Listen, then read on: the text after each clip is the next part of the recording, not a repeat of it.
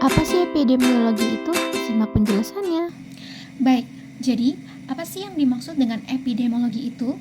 Jadi, epidemiologi adalah studi tentang penyebaran dan penentu penyakit serta kondisi terkait kesehatan dalam populasi tertentu, serta penerapan studi ini untuk mengendalikan masalah kesehatan. Selanjutnya kita masuk dalam pembahasan mengenai bentuk model epidemiologi. Model ini dibagi menjadi beberapa bagian, yaitu yang pertama adalah model jaring laba-laba. Model ini menggambarkan bahwa penyakit tidak disebabkan oleh faktor tunggal, melainkan oleh interaksi kompleks dari suatu faktor. Contoh kasusnya seperti jantung koroner.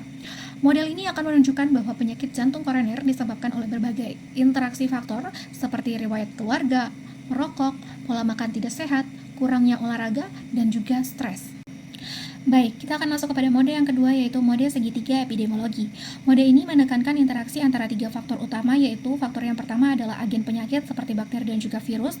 Selanjutnya ada faktor inang dan juga faktor lingkungan. Contoh kasusnya yaitu seperti penyakit menular atau flu. Agennya adalah virus influenza, inangnya adalah manusia, dan juga lingkungannya meliputi musim, kepadatan penduduk, dan juga kebersihan. Selanjutnya yang ketiga yaitu mode roda. Mode ini menekankan peran faktor genetika dan juga lingkungan dalam menyebabkan penyakit. Contohnya seperti penyakit kanker. Faktor genetik dapat meningkatkan resiko, sementara faktor lingkungan seperti paparan radiasi atau bahan kimia yang dapat memicu perkembangan kanker. Selanjutnya kita masuk kepada tahap masa perjalanan riwayat penyakit. Jadi ini juga dibagi menjadi beberapa bagian. Yang pertama itu adalah prepatogenesis, yaitu tahap sebelum penyakit dimulai. Yang kedua ada tahap patogenesis, yaitu tahap di mana penyakit berkembang setelah individu terpapar dengan agen penyakit.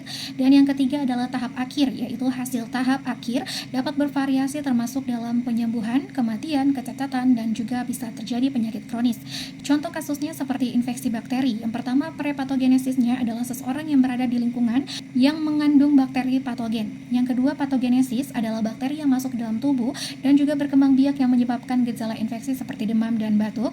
Dan di tahap akhir ini, seseorang dapat sembuh dengan pengobatan antibiotik atau dalam kasus yang parah seperti meninggal dunia. Baik, itu saja penjelasan mengenai epidemiologi dari saya. Semoga dapat bermanfaat bagi kita semua.